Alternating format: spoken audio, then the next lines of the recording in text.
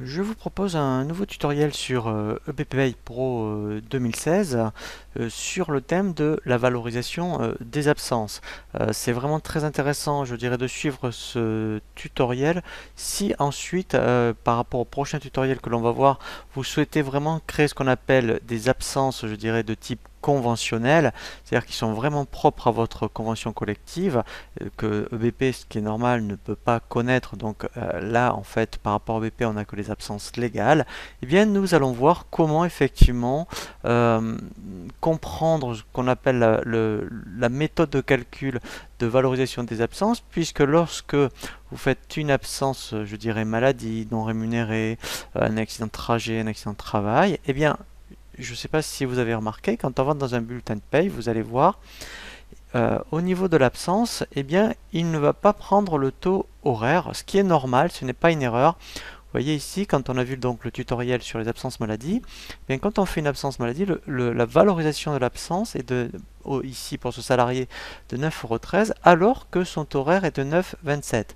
C'est parce que en fait, EBP applique bien, je dirais, les valorisations qui sont préconisées par la sécurité sociale et par les cours de cassation, puisqu'en fait, on va prendre la méthode de calcul la plus favorable, où en fait, il y a, je dirais, une comparaison de différents modes de calcul, donc que l'on peut voir dans le menu salarié. Vous avez un thème congé absence et vous avez tous les types d'absence. Et ici, vous pouvez voir que pour chaque absence, qui sont vraiment conventionnelles, vous voyez, qui doivent figurer dans la DSN, eh bien vous avez ici, vous voyez, une méthode de calcul. Alors là, c'est vraiment, je dirais, de la paye, donc je ne vais pas rentrer dans le détail du mode de calcul, mais lui, effectivement, en fait, et EBP est un des seuls logiciels à bien faire, je dirais, cette valorisation.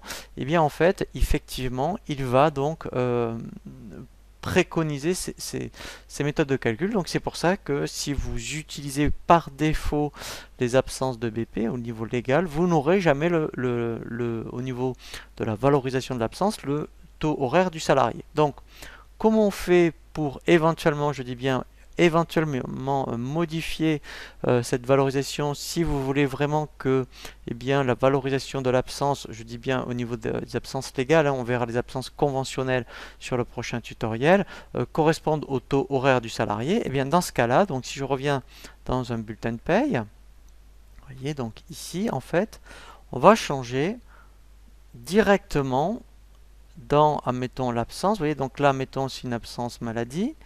Eh bien, je vais enlever, je dirais, la méthode de calcul donc, qui était donc préconisée par EBP. Et là, il faut indiquer une variable donc, qui va aller chercher le taux horaire du salarié, qui s'appelle TAUXHOR. Voilà, donc, qui est celle-ci.